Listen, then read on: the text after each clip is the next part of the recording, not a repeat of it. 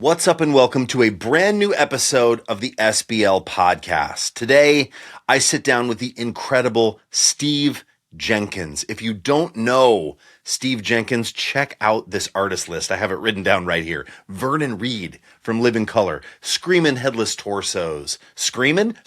We're going to put the G on it. David Fiuczynski, Alex Skolnick, Thomas Pridgeon, Victor Wooten, Keith Carlock, Cindy Blackman Santana, Gene Lake. The list keeps going on and on. He's Berkeley alum. He's also taught there as well. He is a ferocious technician and also has crazy pocket. We sit down, we talk about a new bass that he's been playing. We wonder about P basses.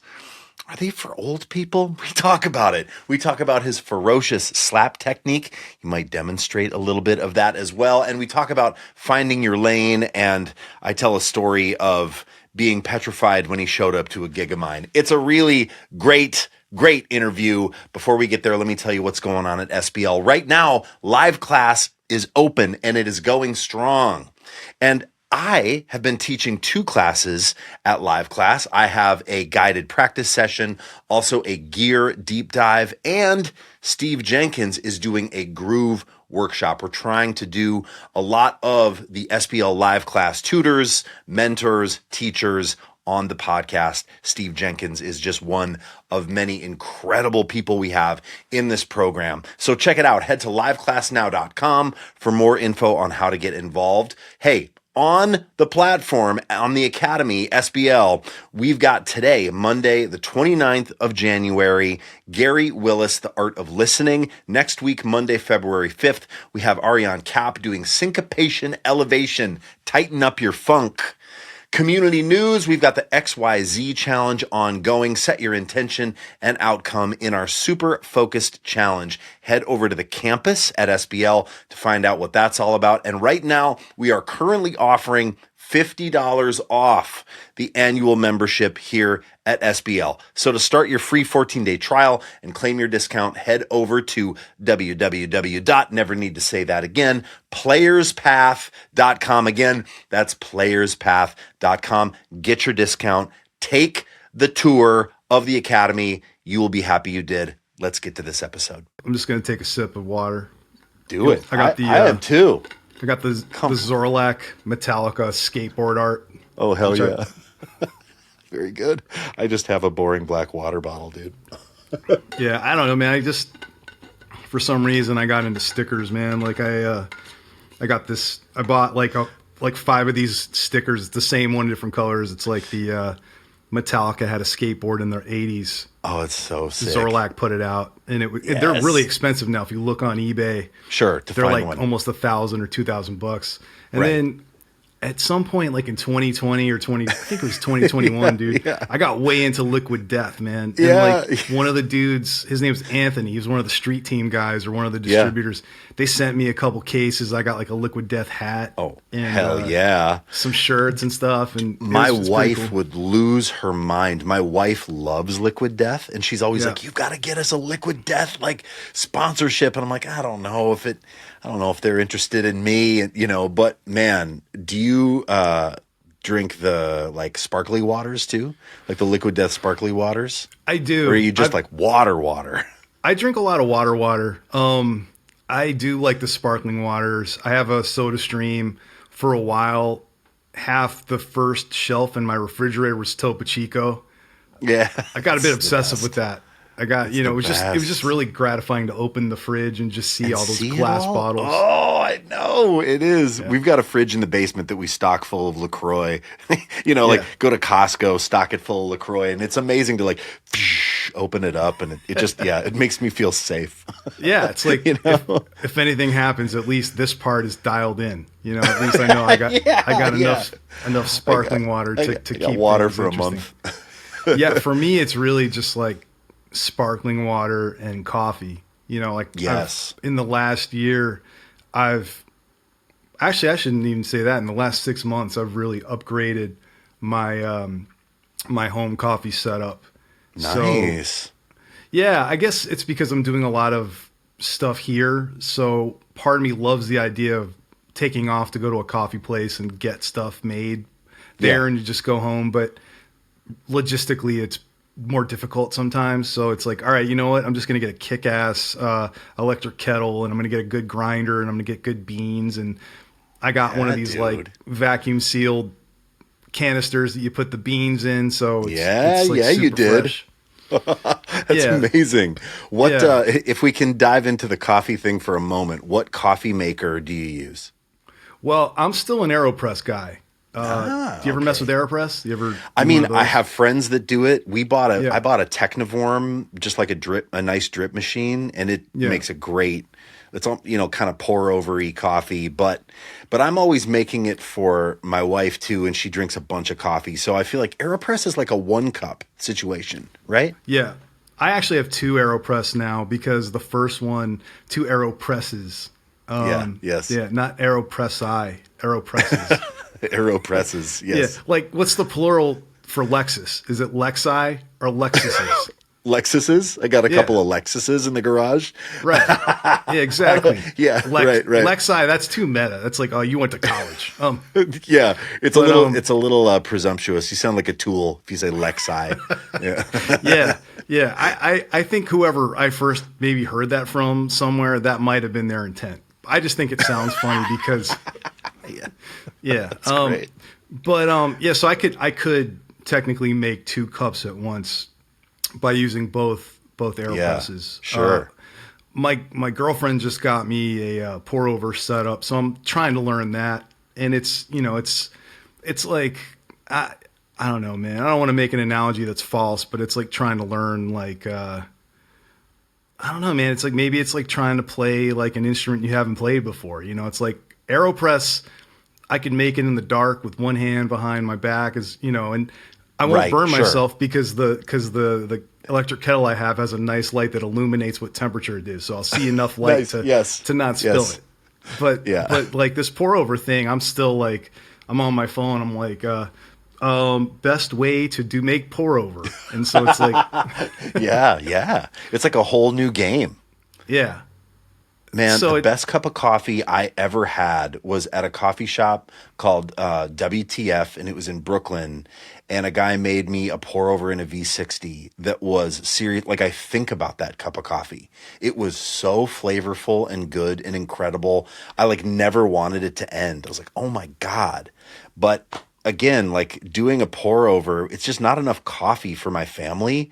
So we're like, I'm like a make it the night before, stumble in, hit the button in the morning, get, a big old 10-cup carafe. That's because we're addicts. But man, the pour over life is very appealing.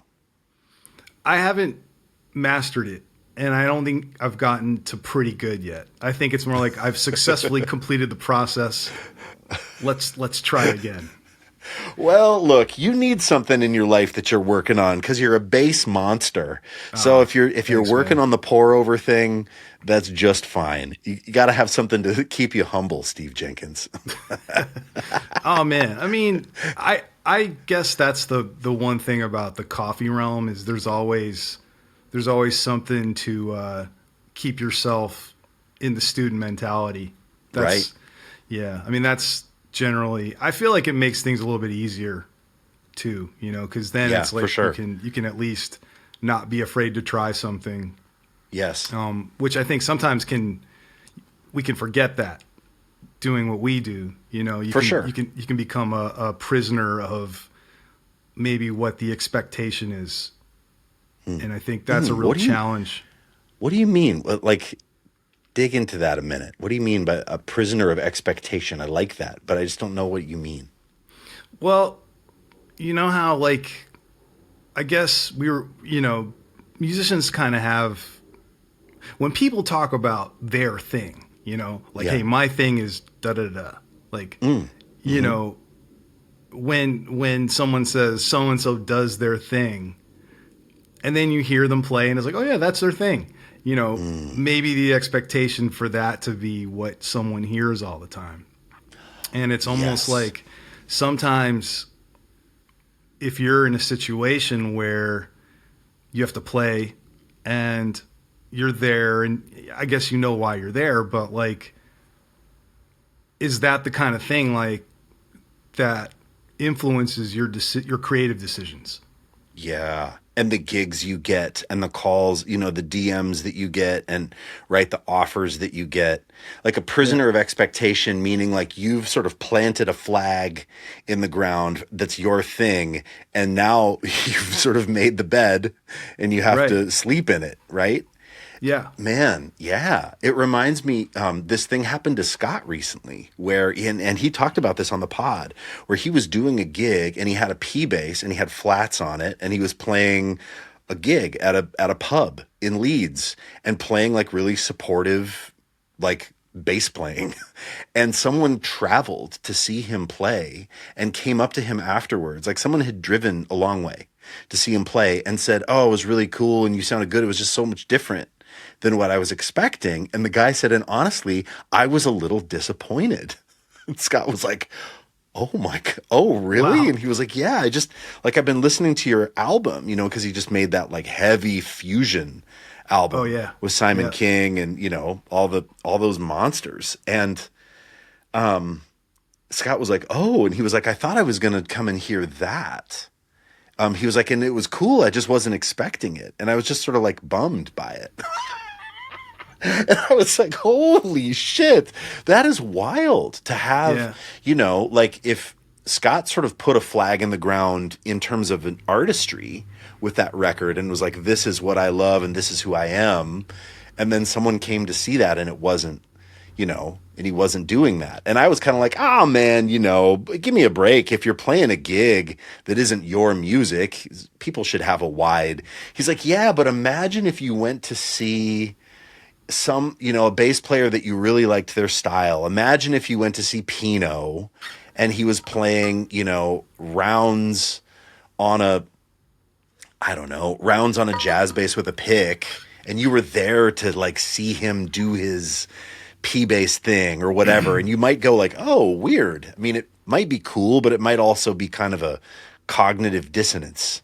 Yeah. Have you ever experienced something like that where like people know you for a thing? I mean, before we started this, you were talking about the record you put out in 2004 and kind of like, and how your lane might be changing. Like, have you ever experienced that externally of someone coming to see you play, expecting one Steve Jenkins and getting another? I mean, I think it's one of those, it's possible. I guess the one thing I'll say about some of the stuff that I've done, a lot of those musical situations were very pocket centric, even if there was room for other things. So I guess the idea of, do these rhythm section musicians or does this bass player, can they fulfill the function of bass while all this other stuff might be happening? And I would say even my concept as a player, which I guess one thing that was really interesting when I went to Berklee College of Music, there was a course called Survey of Bass Styles.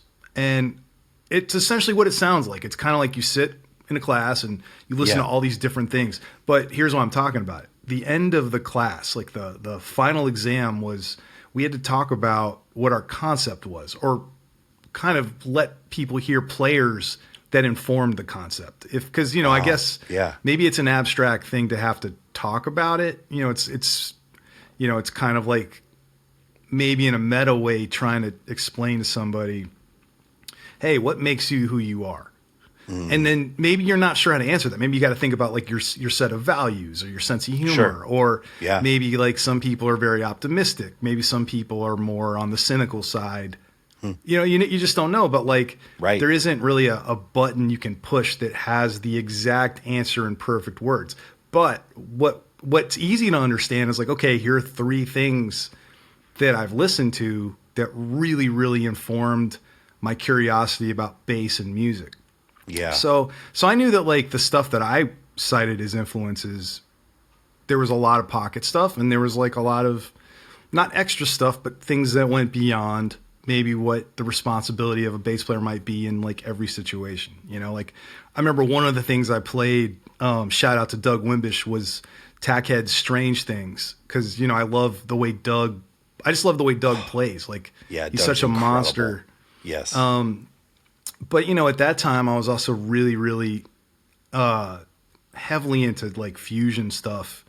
So I was listening to a lot of people like Gary Willis, who also is an excellent pocket player. There's grooves on those records. Yes. It's not like that is lacking. It's not floaty. No. It's like very anchored. Gary's playing. Yeah. Like Face First is a funky ass fusion song. Like, yes. So, there's a Gary Willis. I may have talked about Fema Efron, who, ironically, I ended up playing in Screaming Headless Torsos after him when I was in that band. Cool. Fema is, like, to me, one of the greatest bass players.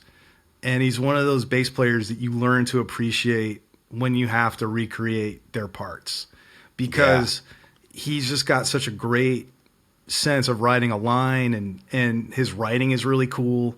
But so it was kind of this weird mix of, like, I guess at that point when I was in music school, that's what my attention was on. But then there's also all the other stuff that like informs what got me to that place, which for me was like a lot of rock and metal and funk stuff and progressive rock stuff. Like when I was in high school, it was like Headbangers Ball and MTV Raps and Rush. Same. And Rush was a huge deal to me, man. Yeah, same. Still is a huge deal to me. Like I just saw Geddy Lee on that book tour. He played in LA. How was that? How was it seeing him on that?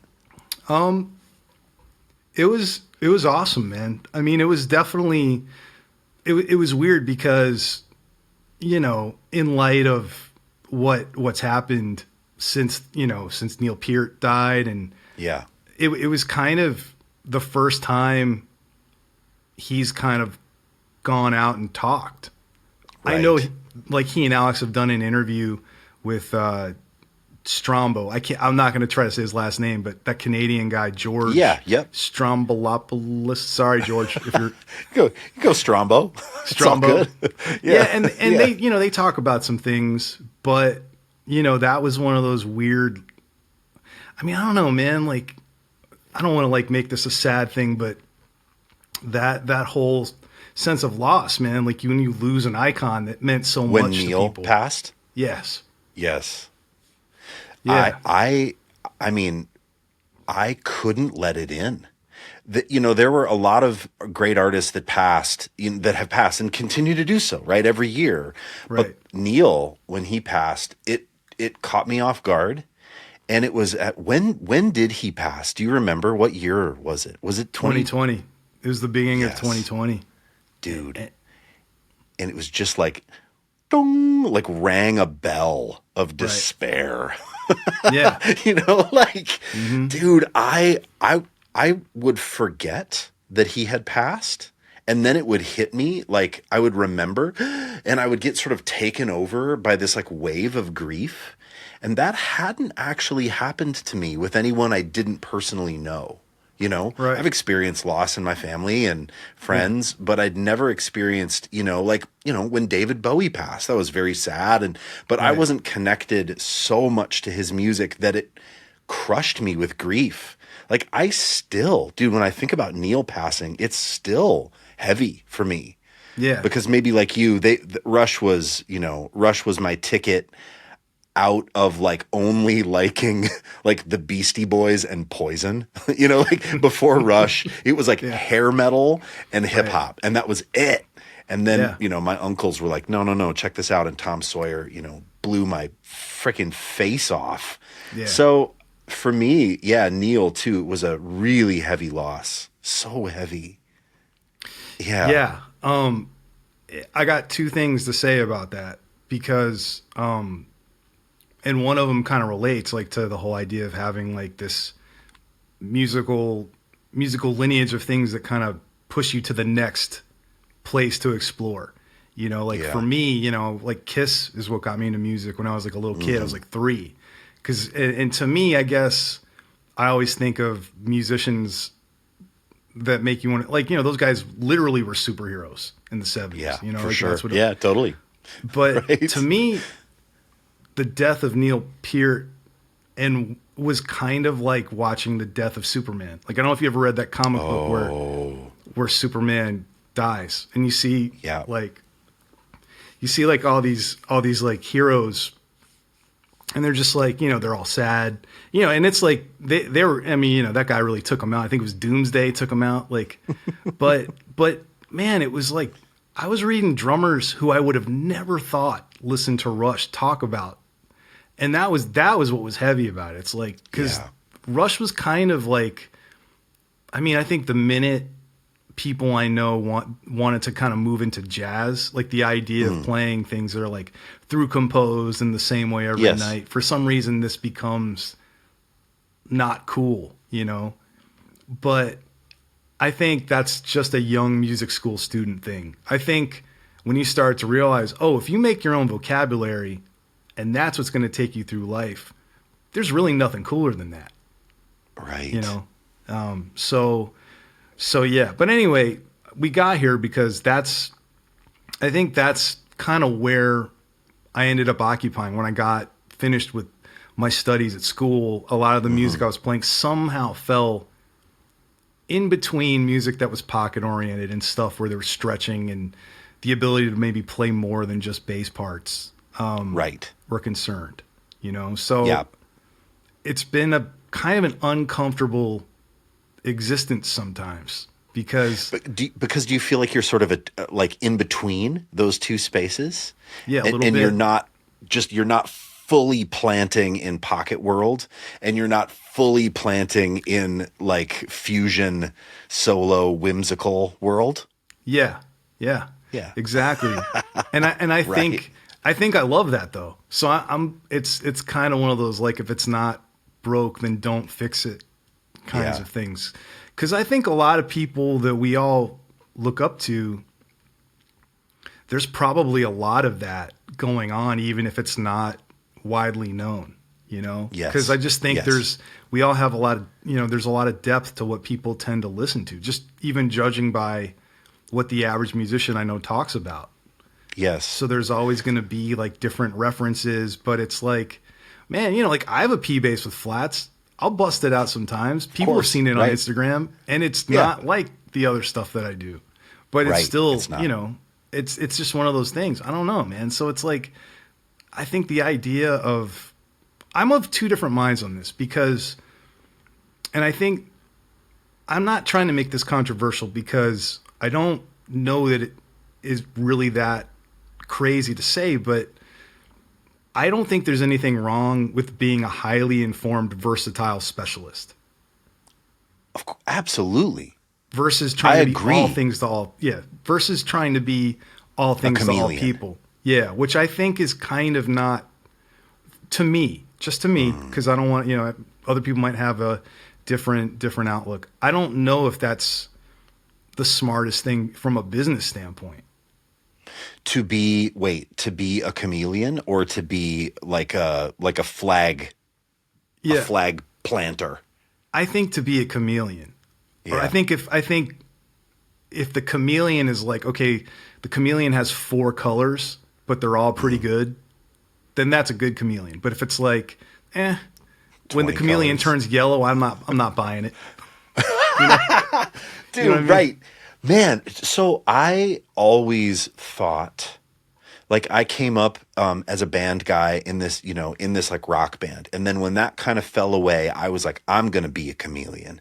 I need to go out and taste a bunch of different things. I need to try to wear all the different colors. And I had this real bent of like, I'm going to fool you so that you don't know that I can also slap, that I can also tap. Like, if I'm going to play your blues gig, you are going to think that I'm a blues bass player. Sure. And I don't know that I succeeded in fooling people of that, but that was my intent.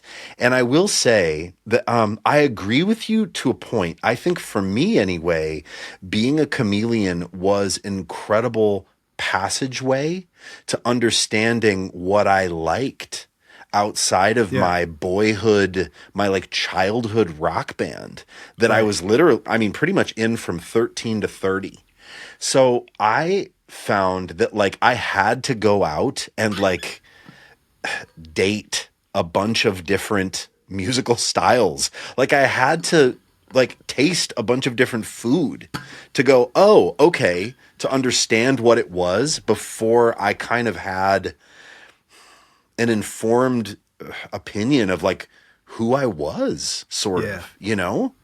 I don't know, man. Like, so the chameleon thing for me was really necessary. Yeah. But I think for me, then it became a thing of I gravitated towards certain things and then would sort of start to get called for certain things. Nobody's really calling me to play P bass with flats. I love doing it. Yeah. And I think I'm good at it, but that's not typically what people are like, oh man, that's your thing. You know, like nobody says that to me. But do people say to you, oh, that's your thing? Like, you know, Danny Moe has that great story of, you know, when he was playing, you know, left hand muting all over a bass, you know, with just one finger and, you know, putting his other fingers in front. And someone said, man, that's it. And he was like, what? And they're like, that's your sound. And he was like, oh, and it was this like, dong. It was like a bell going off for him. Has that ever happened to you? Has someone ever said to you, oh man, that's your thing? Oh, that's Steve Jenkins' thing. Yeah. I don't know, man. Like I also wanted to like clarify too, to your point about the chameleon, and I'll come back to this answer. I think that journey is necessary also. Yeah. I just mean when you're done taking that journey and you've compiled all your findings, you know, ultimately you're going to kind of, what's going to stick with you are the things that made the biggest impression. You know, obviously I think it's important to have the ability to get a few different sounds if you want to work with different people. But I'm saying like ultimately it's going to distill into something that's more personal, because I think that's just what happens. But I think the other thing that happens is like it's possible that like you might have all this stuff that you can do and it may never come up because of whatever. But yeah, I guess the thing is like I don't really know. People have told me I have a thing. I've heard this from people, and I don't really know what it is. And sometimes I don't really know if it's any of my business to know, because I think it's one of those things where it's like, there's always a point of dissecting things a little bit too much, but I think I feel like one thing I constantly try to do is like update my operating system. So it's what do you mean? What do you mean? Well, I don't know, man. Like I went through a phase. There was a point when I moved to New York, and we're going back about almost 20 years. But I moved to New York in the fall of 2004. And that same time period, I put out my first record. Now, if you listen to that album now, and I'm still proud of it for what it was, but what you're going to hear is someone who's kind of like heavily influenced by a bunch of different people. I don't necessarily think it's a bass record, but you can definitely tell that like, okay, this guy definitely likes Matt Garrison, definitely likes Jocko, Marcus, some other people. Like there's all little indicators that these are things that like are in the lexicon. And I played a 5-string bass with a high C. But because I was working with, you know, at that time when I moved to the city, I was playing a lot with a guitar player named David Fiuczynski. And I was in this trio with him called Keith. We made a record called Keith Express. And, you know, the thing that I learned from someone like Fiuczynski, he's one of the most unique guitar players on the planet. And, you know, he's on Michel Ndegeocello's first record. Of course. If you watch those early clips, you know, like that's his Solo on Soul record. He's an amazing musician. Maybe the one lesson I learned from him, which made me rethink my playing, hence updating my operating system, I just moved to the same city that Matt Garrison moved in. Or that lives in. Right. You know, like I moved there, he lives there. Yep. I'm not taking any work from Matt, man. Like I can't play like Matt. You know, I liked the idea of exploring. the C string. Obviously a tuning is more than the person that utilizes it. Totally, you know? Sure. But if we're talking about how was I best going to serve that music, I'm not going to play iller chords than Fuse, even if I could play them. Like, it's just not going to be a thing. But Sure. I know if I play like lower pitches, if I put the B string back on my 5, that might do something. If I use sub bass sounds, that'll do something. It got me thinking. Giving the space for him to do the things on the top. Yeah. Right. Yeah. Or maybe just thinking about the idea of letting go of the things that maybe like the people I admire are doing and just trying to figure out for myself, like, well, what do I like? Because I think that's another part of the development of playing that gets tested, you know, because I think it's like if you're going to swim, I guess my feeling is if I'm going to swim in creative waters, like it's not that I can force how I sound, but I can definitely make decisions about what I don't want to sound like. So I don't immediately get compared to someone I'm never going to be able to play like, you know? Right. Regardless of their abilities, it's just, it's like, yeah. You don't want to get compared to Jocko or Hadrian or, you know what I mean? Like these absolute beasts, because then it's like, but those guys like are these untouchable guys, right? Right. Or they just have a really strong thing.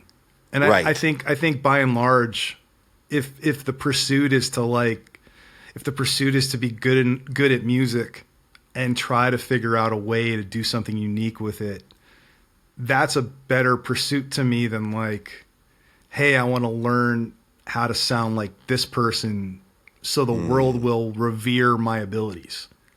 But that's a young person's game, right? It is. Like again, that thing I think is really necessary when you're starting out, because it's sort of like these blueprint lanes, or like, you know, you learn Jocko stuff, or you learn Mike Dirnt, or, you know, whatever it is that you're into, because you need to like gather the vocabulary.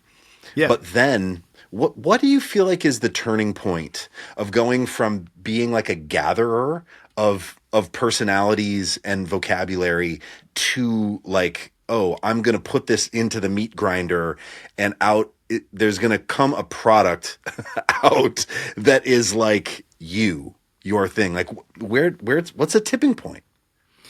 I think the tipping point for me with that whole concept was not wanting to feel the anxiety of having to live up to the people I was influenced by. Yes. I know I have friends who are related or the sons of like famous musicians. Yes. And I can't imagine the burden that must be on some level, you know? Yes. And like, I think having the freedom to not be anything and just trying to listen to the, you know, the things that spark one's interest, that's kind of what the turning point was for me. But also kind of just observing the people I was playing with, you know, like Fuse is one guy, Vernon Reid's another guy. Like I play a lot of music with him. And like just watching a guitar player, like watching people play an instrument that like it's really hard to have an identity on, is a really inspiring thing. And it's like both of these guys, by the way, have played on lots of records. Like it's not, they're not just jettisoned to like, you know, weirdo music land. Like it's like, you know, you know, it's like those guys have done a lot of stuff. I mean, you know, I don't know if I'm allowed to spill this tea, but it's like 20 plus years old. Vernon actually did some playing with D'Angelo on those Voodoo sessions. No way. I don't know what the track was, but like there are a bunch of musicians that like were there from what I heard. Whoa. Yeah. Wow. Crazy. And I don't know what the song was. I don't know what the purpose of it was. Like, so like, there's no way to fact check this, but Vernon's not one to make up stories.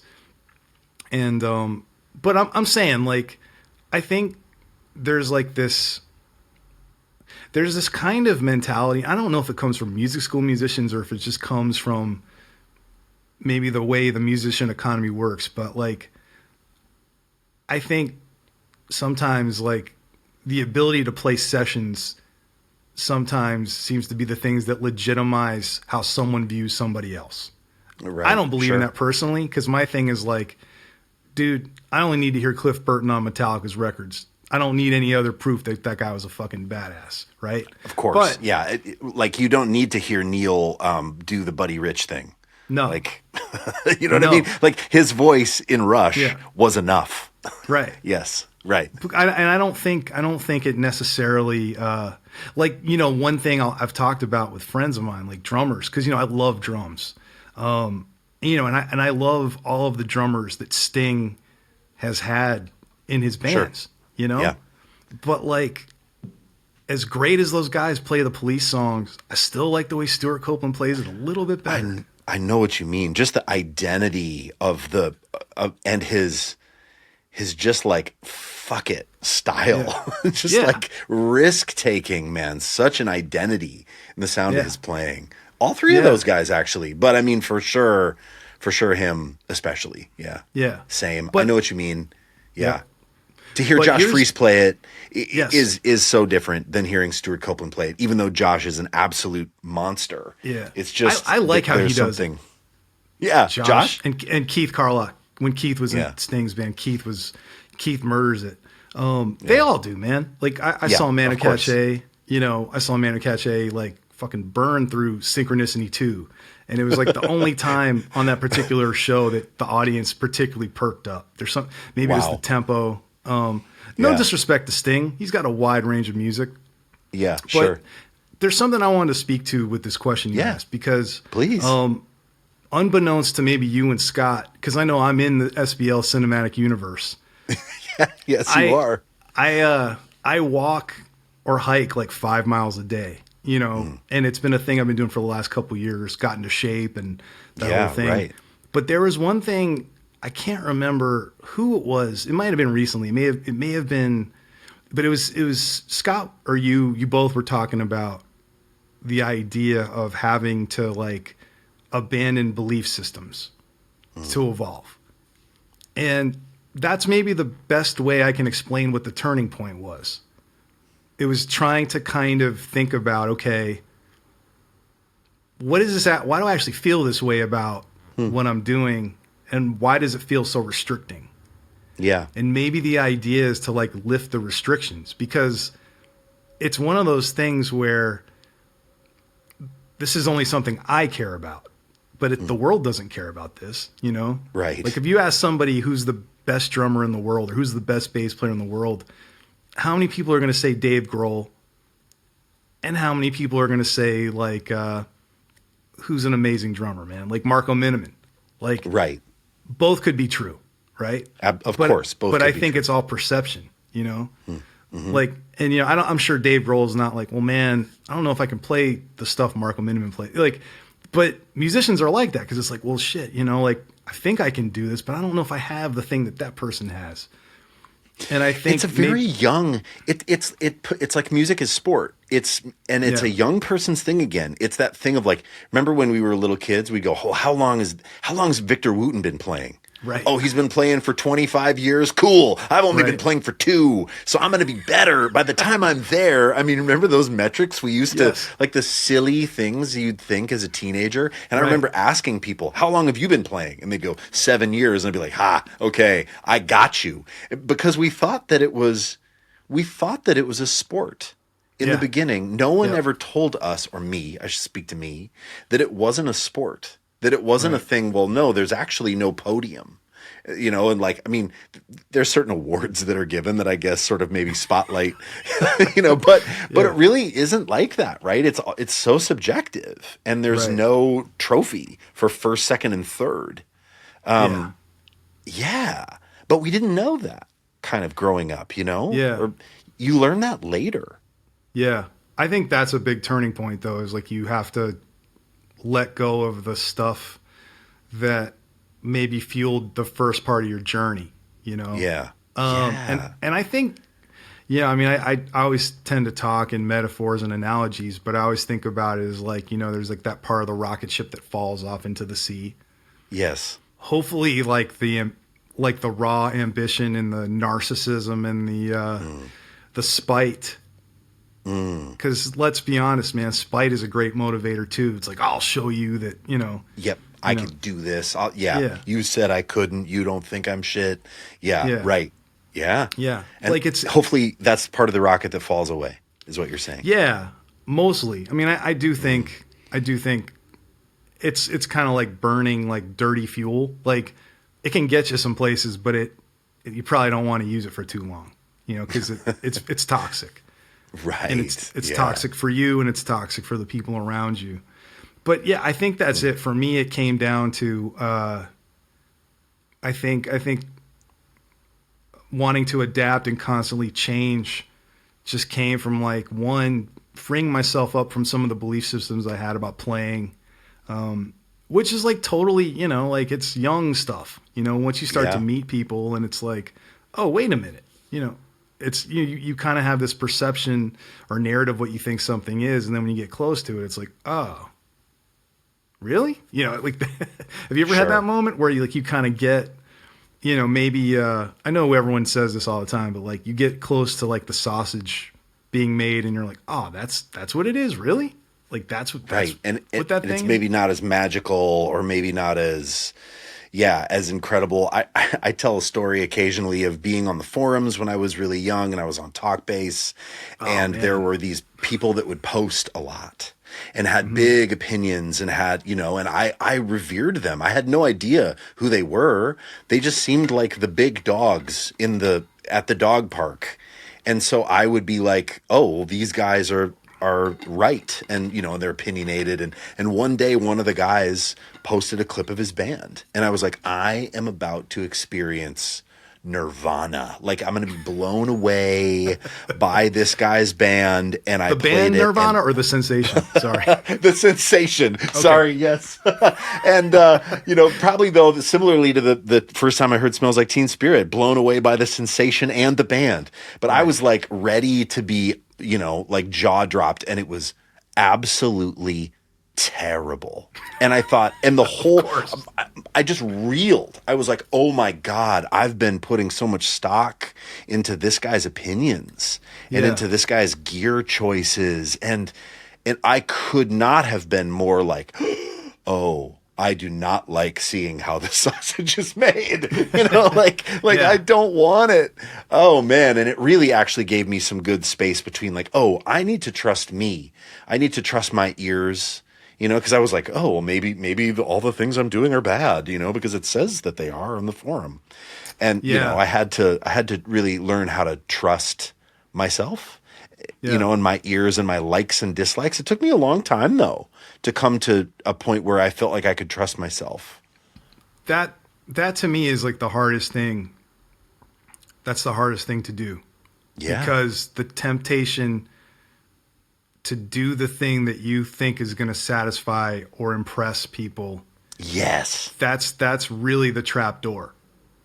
Yes. You're absolutely right. You stand on the X and someone just drops you through it. Yeah. Like, yeah, man. To people please, or to do the thing that you think is going to get you that gig, like to act a certain way, to play a certain way because you think that that's what everybody wants from you. Yeah, man, I've definitely been guilty of that. And I think we all have at some point. Oh yeah. But to come to a place where you're like, oh no, I don't need to do that. I can do this other thing and it's going to be fine. I have to just tell a quick version of this story when I met you in person for the first time, because I think it speaks to a little bit about this thing that we're talking about where, you know, identity and all that. I was right pre-pandemic. I was playing in LA with Eric Hutchinson on a trio tour where I was playing a bunch of like solos, like guitar solos, but written solos on the bass. I was kind of going in between being a bass player and then being sort of the lead instrument, because Eric plays keys and guitar, but he's singer-songwriter. He's accompanying himself. He's not ever stepping out in solo world. So our guitar player quit. Eric's like, can you just do all of it on the bass? I said, I don't know. And it was the first tour doing it. And I was really excited and having a good time, but it was also pretty daunting. And I remember you were like, hey man, I want to come see you at the Troubadour. And I was like, I was like, awesome. That'd be amazing. And then in my mind, I was like, I hope he doesn't come. And that is so shitty. Like, and it tells you just more about me than it does about anything else. Like, I was like, oh my God, I'm going to be in my head the whole night. And we came down the stairs to start the gig and I see Steve Jenkins, there you are. And I was like, God damn it. I was like, it's amazing. I'm so glad he came, but also, because now I'm going to be in my head. And, and the gig went fine or whatever. But I saw you afterwards and I remember telling you that. I remember saying to you, like, thank you for coming, but also fuck you for coming, And you were like, what? Yeah. You were like, what are you talking about? And I'm like, dude, that thing where, there's someone in the crowd that you admire their playing, and then you're just in your head about, oh, I wonder if, and you said, oh, like it was so, like, I'll never forget it. You were like, dude, no, it's not like that. It's lanes, it's superheroes. And I was like, what do you mean? Yep. You're like, well, like you're Wolverine and I'm Thor, and you're not upset that I have the hammer, and I'm not upset that you have the claws. And I was like, oh, dude, well, first of all, are you calling me a superhero of the bass? And you were like, yeah, man. And I was like, oh, that's so sweet. And like, but the superhero analogy is really cool. And I remember we talked about this, like the superhero thing, they all have their tragic backstory and things that they wrestle with. But typically in the superhero world, they're not pining away for someone else's ability. No. They're not like, oh, dang, I'm so sad that I have these claws and I wish I had this other weapon or this other way of dealing with the world. They're struggling and dealing with and empowered by their own set of unique features. Right. And I think that is such an interesting way to look at it. And I never thought about that analogy before, but I think about that now all the time, actually. Like I think about the superhero analogy, and that you said that to me at the Troubadour right before we went into lockdown, and it was a huge gift. So, thanks for coming to that gig, dude. It was a big deal to me. And you nailed those solos, man. It was great, and I was inspired by it. I mean, I guess so. The thing is like I suffer from the same things that probably most people struggle with, like imposter syndrome. Like, I mean, I more than people might even realize. Mm-hmm. And, it's one of those things, like you just have to kind of figure out how to bypass it as much as you can. Yes. And for me, I guess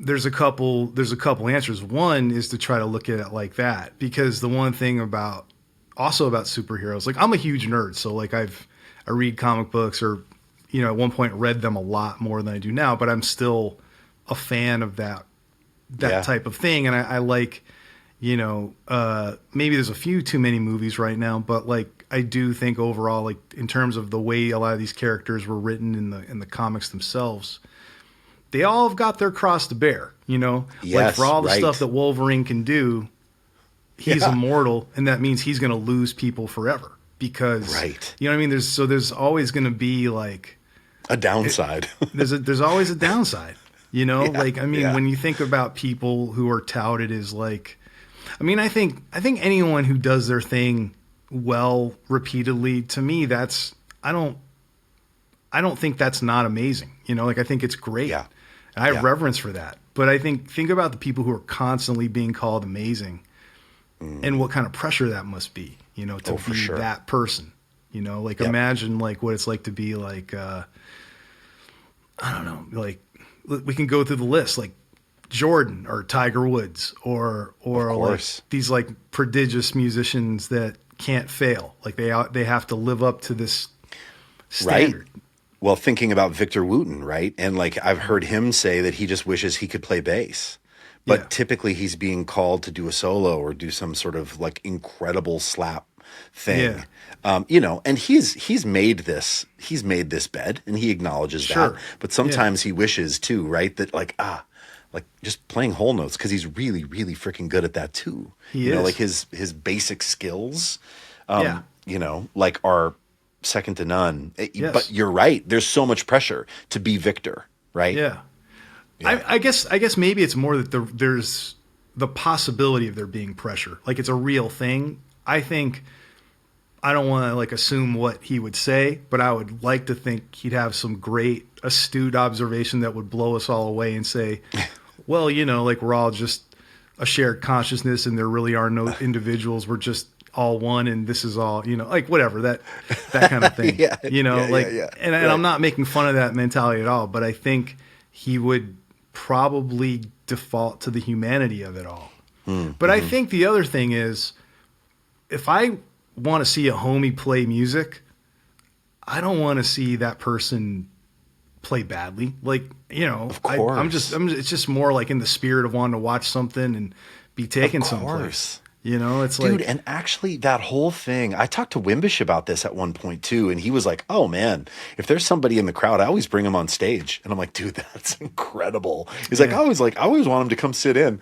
And I was like, wow, that's so cool. But this thing of like, oh, now I'm scared and now I'm in my own head, that's actually like very selfish. It's juvenile and selfish way to think, because like maybe you weren't watching every freaking note I played. Like you were there, you were enjoying the whole experience. You were, drinking a drink. You were like to presume that someone is there and just taking notes and writing down all the things that they hate about your playing. Like that is a fucking really selfish way to think. Yeah. Well, that's what YouTube's for, man. No, I'm just kidding.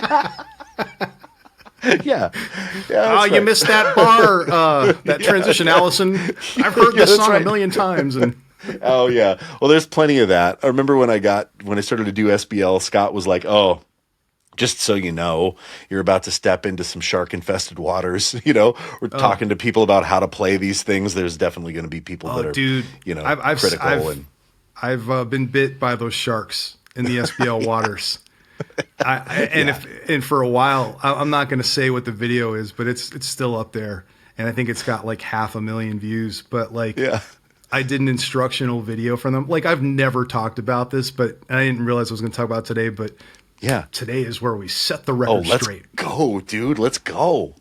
So I did a course for SBL in 2017, and I'm going to admit it wasn't the most structured thing, but we talked about some concepts that I think are useful. Yeah. So I'm talking about this muted thumb groove technique that I use. Yes. I did not invent, but there's things that through practicing and learning things, I've discovered things that work for me. So when Scott does this thing where he's kind of about to introduce a clip. Remember when he was doing like videos like that where he'd like start talking. Yeah, we're going to watch this. Yeah. So he goes into this thing and he's like, let's go watch Steve do his thing. Oh, sure. And the keyboard warriors came. I was like, well, actually, it was invented by Victor Wooten. It's like, dude, that's not what he meant by that. He meant to say like his presentation, Yeah. And it's almost like people were kind of like coming for me because I didn't recite the lineage of every bass player that I learned some shit from. Oh, yeah. Yeah. Guess what, folks? Abraham Laboriel was doing some of that same stuff. There's a bunch of people, all due respect to the innovators, there's a lot of people that wrote that book. Of course. And so it's kind of like, if someone's going to teach like a picking exercise or like how to play with like two fingers or raking, like these are all things that are in the lexicon. I expect everyone to know where it came from, but in no way was I trying to take credit for anyone else's stuff. And neither was Scott. He wasn't like Steve invented. It was just like this weird thing where I use like some thumb techniques from slapping. Like, like essentially it's like, oh yeah, let's go. So you have like some stuff where it's like, and let me take the reverb off. It's like, yes. So it's like, yes.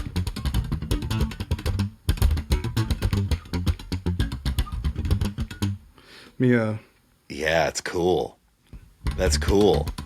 It's like muted thumb thing from the slap tradition.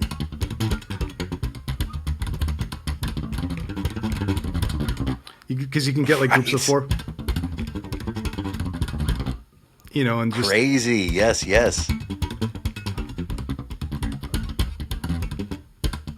Oh, that's cool.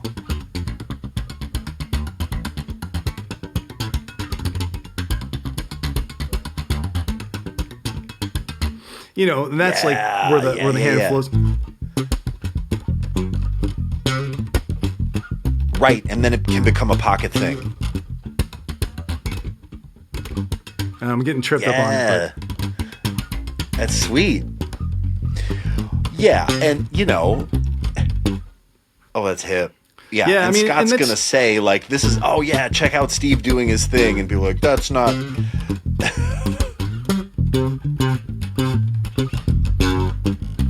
Yeah, man. Yeah, and that it's just coming from like, right, from slap world.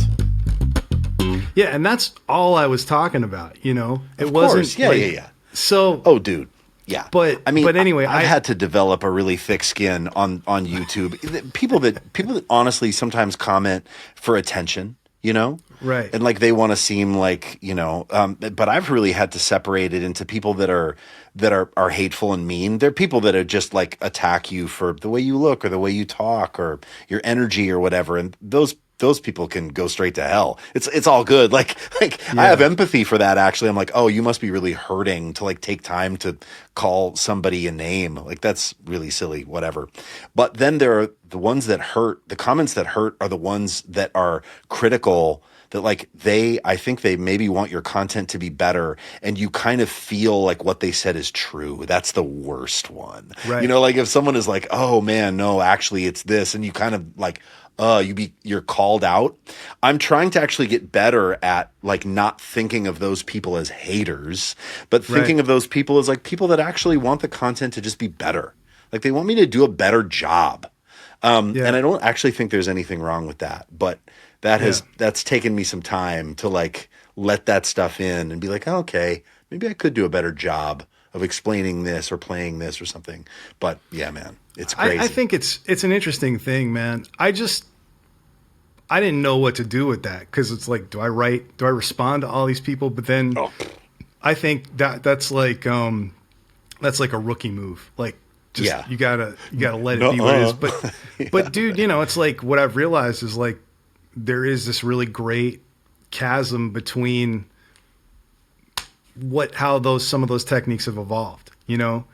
But like, you know, I didn't feel the need to defend myself, but I got receipts. I've been doing a lot of that stuff for years, for 20 plus years. You know, it didn't. I didn't just listen to Tosin Abasi and get into, you know, like some of the yes.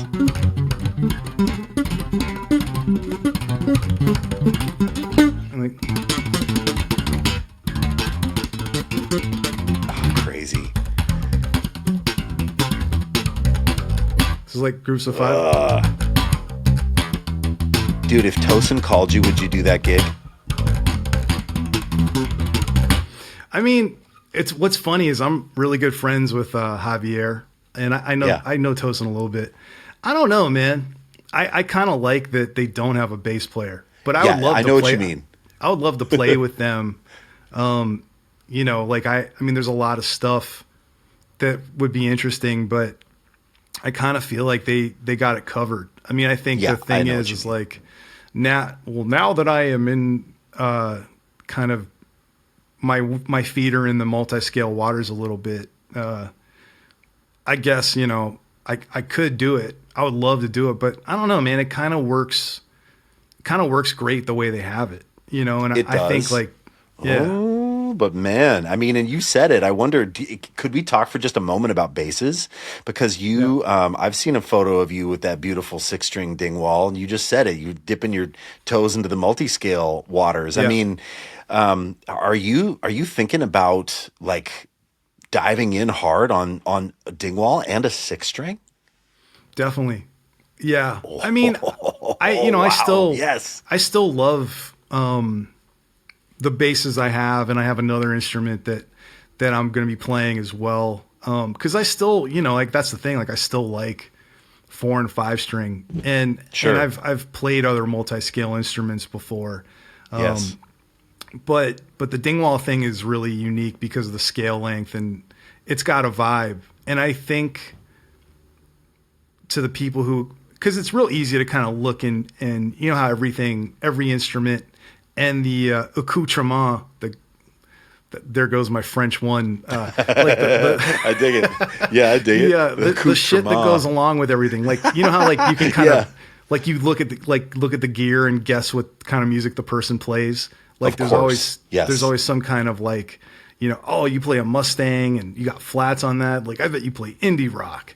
Right. Or like you play a jazz bass with like DRs and like you play out of like you know, like what's an amp that would be like real like an SWR, you know, it's like, oh, you must be really into like clean this kind of thing. Or you play like a Rickenbacker out of like a beat up SVT. You must be like, I don't know, man. And so, so I know Dingwall's kind of occupy this really, really kind of like, oh, it's that thing. But man, it's so many things. Like I know it really can be. I mean, you've played one, or you might even have one. I don't anymore. But it was a loaner and it got passed along to someone else, but I loved it. And I actually used them on sessions, and I had this beautiful D-Rock 5-string. It was a custom, the Canadian 5-string D-Rock that was freaking so sick. And I would love to have another one, but yes, they're so versatile, as I know, you know. Yeah. My thing with instruments, I've always really liked the Fender Jazz bass paradigm. That's always been what I come from. Even when I got into other basses, like I've had some great ones. It's always been like 2 pickups with a blend knob or some kind of way to put them together. I've been doing that for a long time. I still like it. When I got that Dingwall 6, it was kind of like I felt something I haven't felt in a long time. And I haven't really put out any music where I've used it, you know, and I haven't done a lot of content in a while. Like I just teased that photo, but I think, you know, like all great instruments, like this is like that for me also. Like you just, when you play something and you're like, you don't want to put it down. Right. I think that means something, you know. Agreed. Yeah. I have other instruments too that I think are more, I use this word not to disrespect them, but they're utilitarian. Like they serve a need, but they can do great things. And when I'm playing them and it's the right thing, I love it. You know, like I have one of those cat basses that Carrie makes. I love it. It's such a cool bass. I have a P bass that's strung with flats, and you know, it's not, I wouldn't say it's like the sound I use all the time. It's not even like my sound, but that was an instrument where I bought it. Because I think here's something that like I noticed. Like there's this weird mentality where it's like somehow P bass is like getting your AARP card or whatever. I haven't gotten my AARP card, but you know what I mean. It's like the ultimate sign of bass player maturity. You know, it's like I got a P bass with flats and my action is high as fuck, and I just don't care anymore. You know, and it's like. It's like, you know, it's great. All these people that are part of the music business that doesn't exist anymore, they fucking played this shit, you know, like that's maybe the other weird thing is I think people have glamorized and like fetishized an era that no longer exists. And if we're going to get meta about it, I get that, like, you know, I think what it really is it's the history of recorded music, and that's what people are leaning on. But it's like, I've always pushed back against that, man. Like, or I've always chased the sound. Like, to me, that's not enough of a reason. Like, I think some people genuinely, that's their voice, and you can tell it is, you know, but of course, I think if someone's going to use something when it makes sense to, that to me is more authentic. But the other part of it is like, if you get asked to play something because that's the sound they want, then that's the easiest conversation to have in the world. Because all someone has to say is like, hey, I want it to be like this. But I guess when I bought that P bass, I was really unsure about it for like a month. Like I bought this thing and I just kind of look at it, and I was gonna, like I looked at it, like I think at one point I put a different pick guard on it because like maybe I'll like it better if it's got like a black pick guard.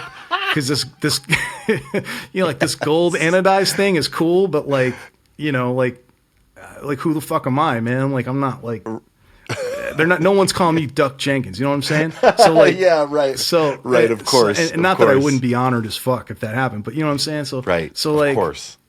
It was sitting there, and I just decided, okay, I'm gonna use this on the next 3. I got this. This was like back in like 2013 or something. Yeah. Like, I'm gonna use this on the next 3 gigs I have, and that will be the judge and jury. Like, do I keep this thing or do I not keep it? Yeah. And they were what gigs. happened? Man, it was great. Like I loved it, and I loved it for reasons I wouldn't have really expected to love it for. Because have you had that experience? And I don't like, man, I don't know if I'm like outing myself where I'm exposing a mentality I may have had at one point about playing music, but it's like, you ever have that thing where like, I know I have this instrument where I can play all my stuff on it. Yep, sure. With the P bass, couldn't do that, man. I mean, physically I could, but it didn't sound the same to me. Yes, of course. And I think what I liked about it was playing this instrument was kind of a void. Like there's something, it didn't scare me, but it's like, there's enough familiarity to it. And there's a certain thing that it does that sure, I could do these other things on it, but it's almost asking me, why do you want to? Right. It's and like play me simply, and the sound is going to fill the room in a different way. Yeah. Yeah, I know. Oh, yeah. I mean, that's what happens with P basses. I mean, the great story of, Michael League playing Tim LaFave's P bass and going from a Smith to a P bass forever after that, and like, because it does do something in an ensemble environment that is pretty special. But I, like you, man, I wrestle with the P bass being. I tried for a while. I toured with one for a while. I was out for a couple years on the road. I have an old 65. I bought like a real old P bass and put labellas on it and like really did it. And I could just never, like, it sounded good, but I was never inspired by it. Like I would hear it and be like, that's really nice in the mix. But for me, a P bass never inspired me to like pick it up and play a right, or like it was just like the drill bit I needed maybe for a gig. Right. But it wasn't the thing that was going to like inspire me to make music. Yeah. And then I felt guilt about that because all the cool guys were playing P basses, Ugh, yeah. But there's a lot of cool guys that don't play P basses, so you gotta remember. Of course. But I think there's a way to embrace something and love it for what it is, and not feel bad for what it might not be for you. And I think, because I mean, there's that urge that I don't know if this has been inflated due to the way social media has changed and rewired everybody's brain. But like the need to diss something that's not yours, like, well, I don't do that shit, man. Like, I don't want, like, I don't want to play a fucking blah, blah, blah. And it's like, I don't know, man. Like, it's kind of, it kind of gets silly when you move that thing to other stuff. It's like, man, I don't like drinking water out of Dixie cups. I like solo cups because, and it's like, dude, okay, like both will presumably hydrate whoever's going to use it. Yeah, right. Like, that's really funny. Yeah. Yeah, we get so much of our identity maybe tied up in the brand or the vibe or the look or and most people don't care. They're not even realizing that you're playing that game. Like they're not, it's not even a thing for people. Man, speaking of hydration, let's go. Yeah. I've got to ask you, man, I have to ask you about this thing coming up with SBL called Live Class that you're going to be a part of, that I am so pumped that you're doing it. And are you doing, oh my gosh, dude, you're doing the rhythm and groove workshop, right? Yes. Or is it called like rhythm and groove boot camp? What's it called? I like workshop. Boot camp makes it sound like I got to wear a whistle. And dude, I don't have a whistle.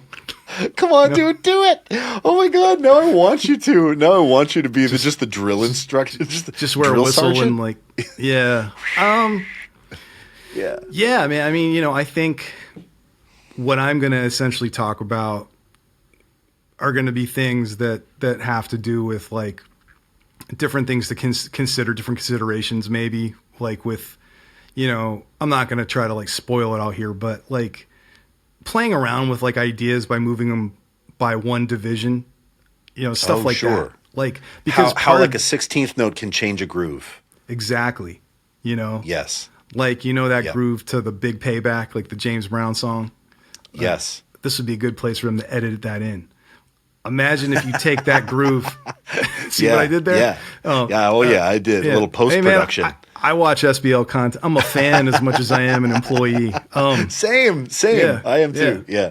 So just imagine taking that backing track and just moving it over like stuff like that. Like, just the idea of like how to take a simple idea and how to change that idea without making it more complicated, but maybe doing something more like that, where it's like, you're not playing more notes, you're moving where those notes are. So things like that. We may delve into some technical things that have to do with like ways to maybe, make certain things feel better. 'Cause sometimes, like I've noticed with certain students I have, some of the way in which they'll play a song, if they're string skipping, they might overshoot where they're trying to go. Like they're going from the E to the D string. Right. All those extra movements can affect your time feel, because you're, of course, yes. So it's like kind of like how to hone in on that stuff, how to play relaxed. So it's going to probably be a mixed bag, but it's going to be framed from the concept of like how it serves timekeeping and stuff and playing grooves. And I think another thing I'd like to delve into with that, because when I was talking to Jim, everyone knows, I don't know if everyone knows Jim. Mr. Jim Moore. Yeah, man. Yeah, Jim. He is the head of programs at SBL. That's right. He's the best, man. I love Jim. Jim was talking about maybe even speaking a little bit about like how to build a way, like how to explain how to use vocabulary when it comes to creating grooves and stuff like that. So I don't know. My hope is that like people show up with their basses and like we get into some cool discussions about these things, and I'm going to have supplemental materials to pass out, like amazing, probably the occasional PDF, maybe some tracks, which are only going to be distributed in the interest of fair use and things like that. Yeah, all good. I mean, and can I make a request? Because I want to come to the workshop as well. Yeah, sure. You did a course, I think maybe with True Fire, about like on Prince grooves, didn't you? Well, okay, so True Fire had me do, those guys are great, by the way. They do mostly guitar stuff, but they have a few bass courses. I did a course that was basically about funk. Yes. And like different grooves. And so I wrote something that was more of like that's what it was. The Minneapolis Prince inspired. thing. Yeah. Prince inspired. I mean, you just have, I feel like a lot of people might know you for the like the groups of five, the slapping thing, the like real intense like technical stuff, but people might know you for this as well. But if you don't out there, Steve Jenkins also has an incredible sense of pocket time. Like it's not just about fitting 5 into 4/4. Like you are also about pocket and groove.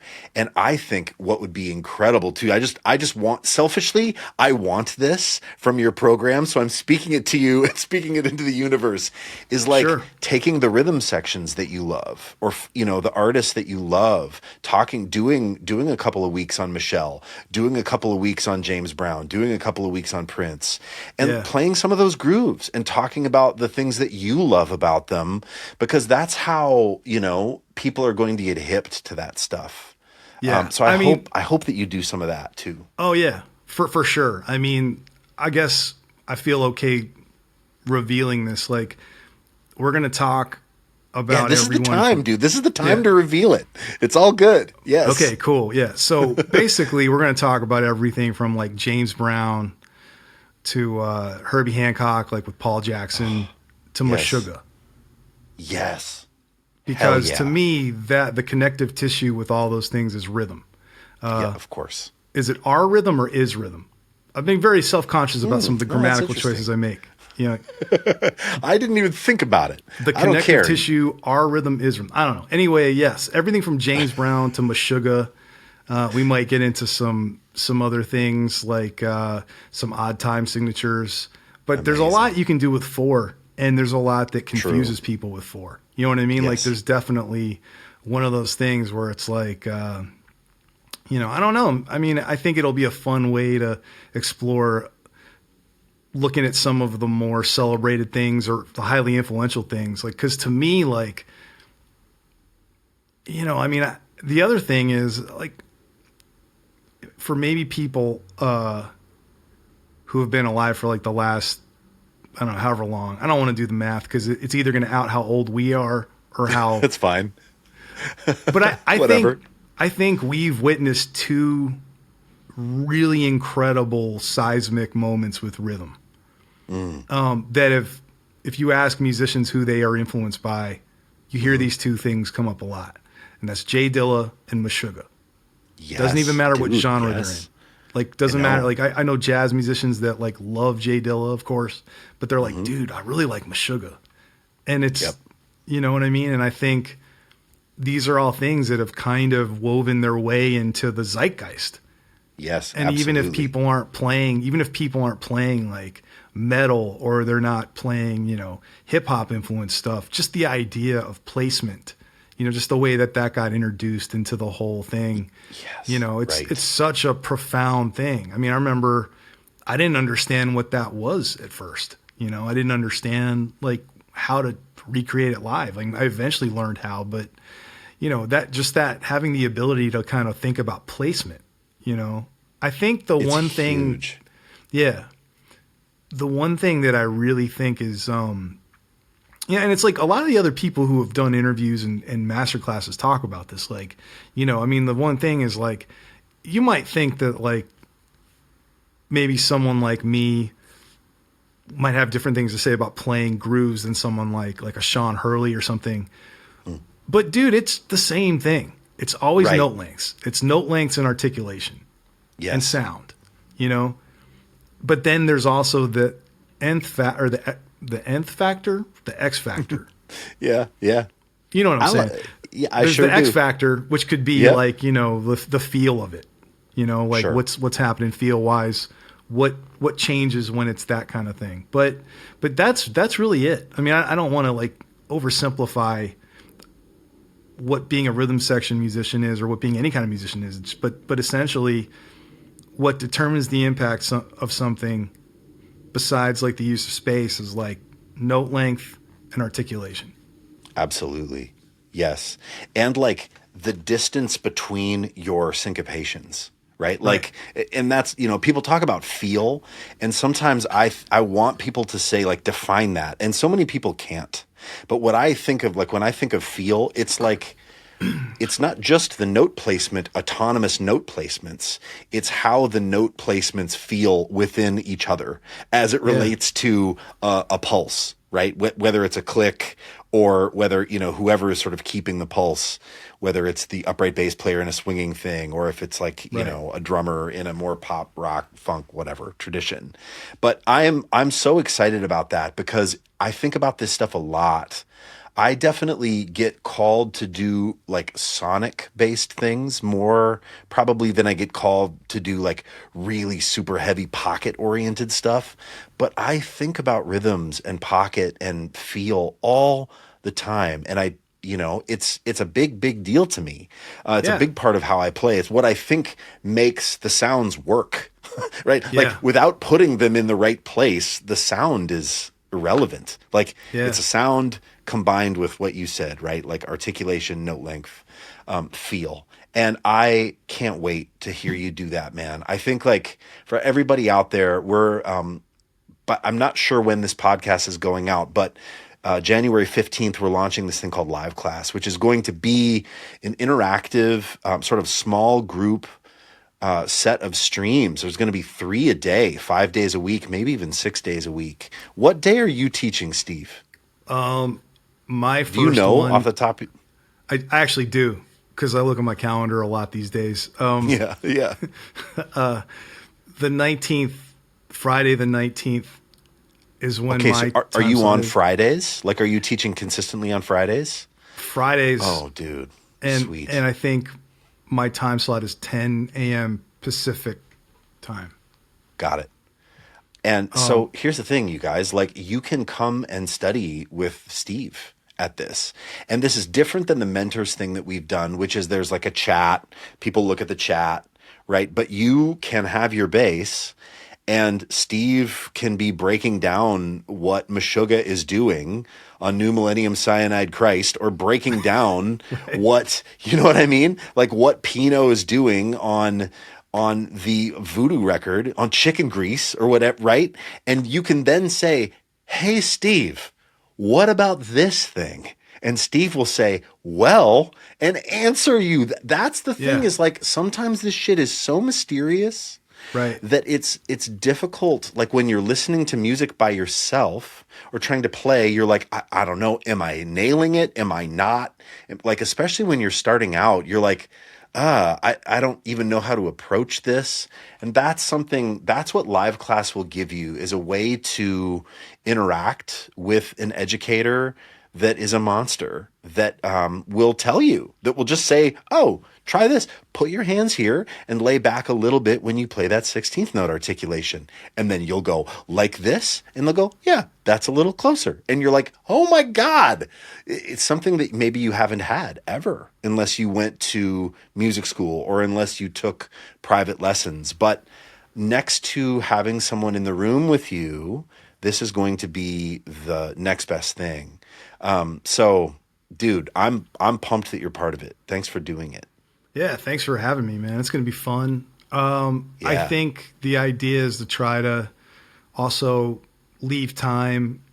The hours don't really, hours fly by. Like an hour long thing is so I'm going to try to, as the weeks go on, try to leave some time for Q&A, because I do think there's going to be things that people may have questions of. And I also want to try to leave some room for, like any discussions people might want to have. But yeah, the idea is hopefully to run it more like a class, or like a Berkeley, we called them labs. Like people would sit around, and I actually really like that term, because it just sounds like you're just kind of in there working it out, trying to see what happens. Like what happens when you're in the lab. Yeah. What happens when I put oxygen with, I don't know. I don't have I removed my periodic table from my wall years ago. But like hydrogen, maybe you get a little water. Yeah, a little bit of water. Yeah. Yeah. But I think that's the idea, just to have it be, I don't know how many people, let me ask you this. Like I might be out of pocket. No, never. As far as that goes, but like, how big are these classes?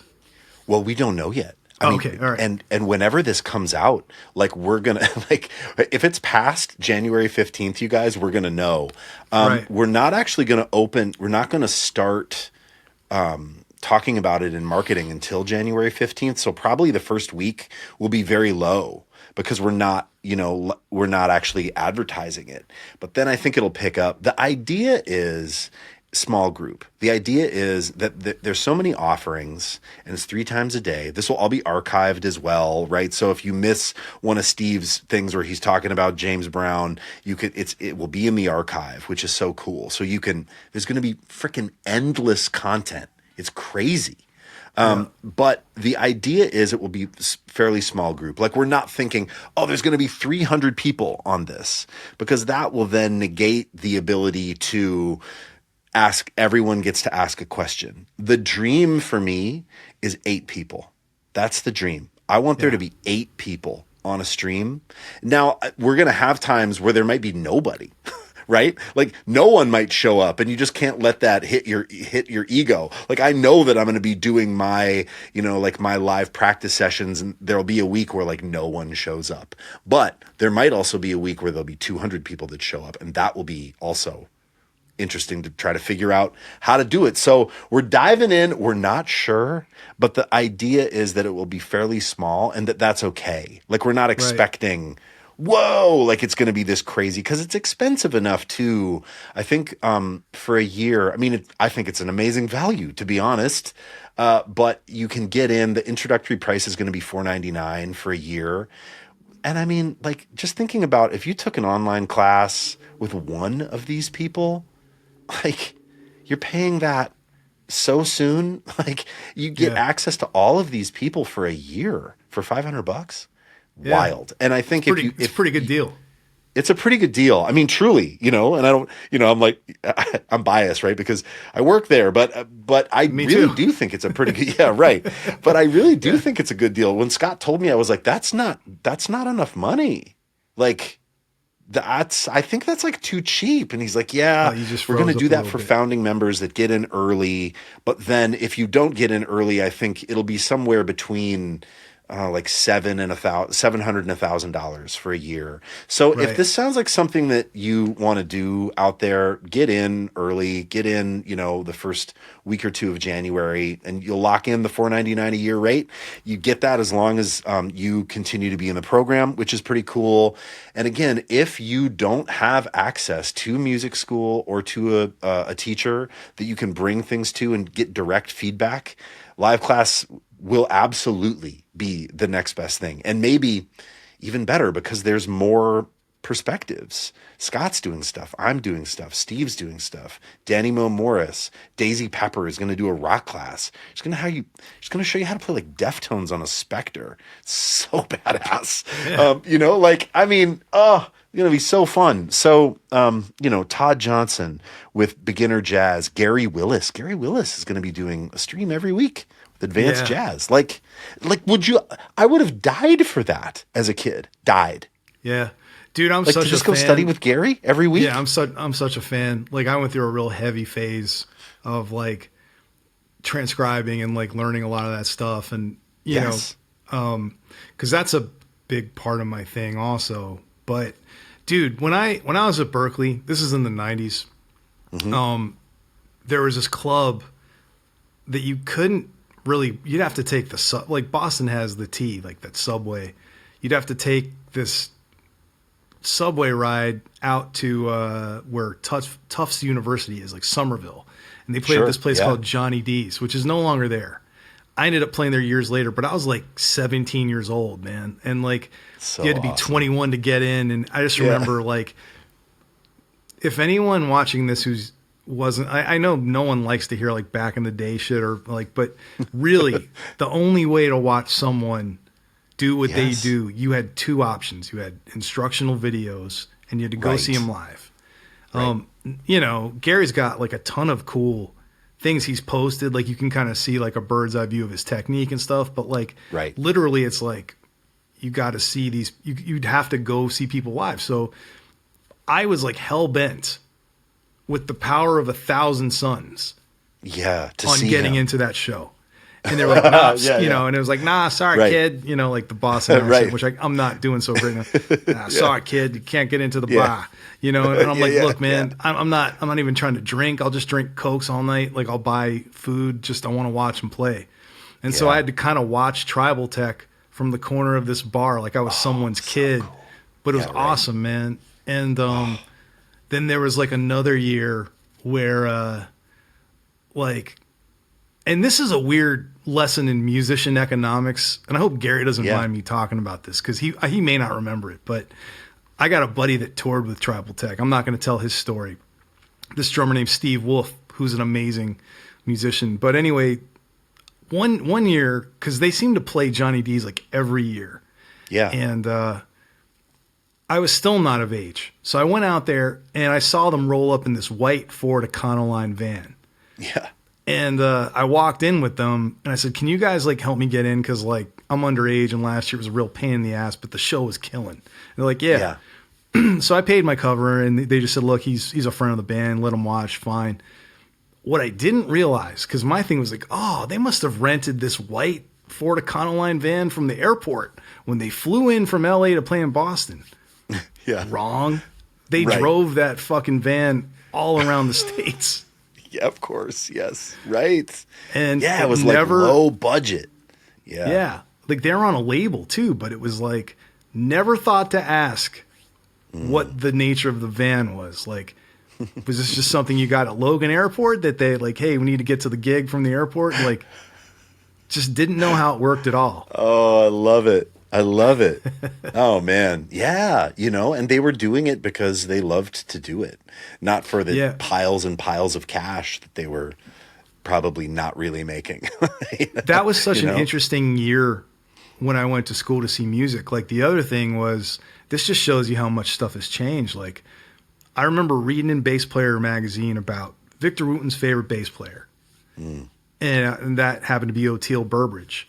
So I had this friend who lived on my floor in the dorms, and he was like into like Fish and jam bands and the Dead. He's like, yo, man, Colonel Bruce Hampton and Aquarium Rescue Unit's playing at the Paradise tonight. That's Victor Wooten's favorite bass player. I was like, yeah, I was just reading about him. He's like, yeah, man, I'm going. You want to go? I'm like, yeah. Went to the show. The band that went on before them, there was like a drummer with a gigantic drum kit. There was a guy that played saxophone, a guy that played violin, and this dude who played guitar and sang. And it was the Dave Matthews Band. Opened. And yeah, they opened for him, or maybe holy crap. Maybe they chose to go first. But yeah, what was interesting was there was like it was packed, and I'm guessing most people were there for DMB because like it got a little bit thinner crowd wise as the night went on, but yeah. That was the first time I'd ever heard Dave Matthews Band. So it was like a really interesting. Wild. Yeah. And just such a different time, right? You had to actually go out and do it.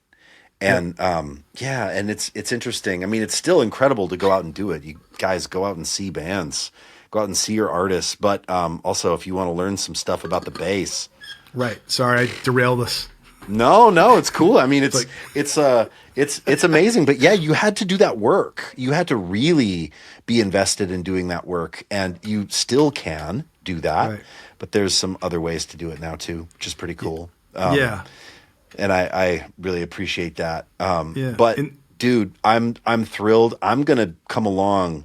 I'm gonna try to be there on some of your sessions to see you do this stuff and talk about it because I have things to learn. And, likewise, man.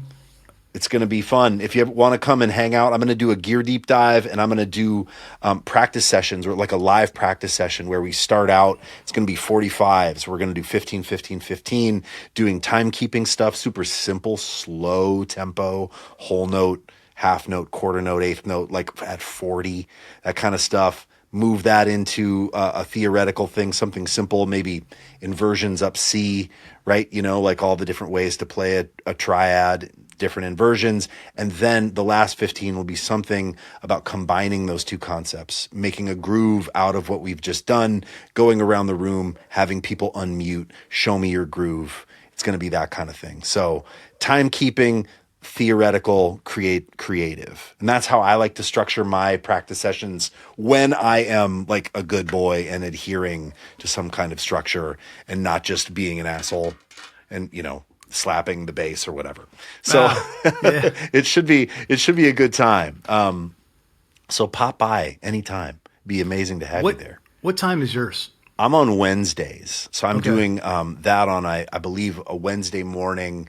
And then I'm doing a gear deep dive later in the day on Wednesday. So I've got a heavy Wednesday, but it'll be a good time. Going to be fun. Yeah, that sounds great, man. That sounds fun. I'm stoked to see it. Should be good. I'm going to try to see everybody's. I know, me too. Try to be on a fly on the wall. Yeah, I just want to like go to all of these. Like I'm excited to be a student at it as well. So man, hey, thank you for your time and your just like generous spirit and vulnerability and monstrosity and perspective. You're awesome. Thanks. Oh man, thank you. This today. And the feeling is mutual, man. I appreciate you having me do this. It's great to chat. Great to catch up, man. Absolutely. Are you going to be doing the NAMM show thing in a couple weeks? I'll be at NAMM. I'll be there. Oh, I'll see you there. I'm going to be there with Sharon doing stuff for SBL, but then I think I might be doing something with Lull and also with Spectre. Oh, hell yeah, man. So it should be a good time. I'll be there. I'm not sure if I'm doing anything with anyone, but you'll know where to find me based on the brands we've discussed. Yeah, it'll be great. Yeah. Okay, well, I'm looking forward to it, man. Cool. Awesome, man. Okay. Hey, take care, everybody. We'll catch you in the next one. Cool. See y'all later.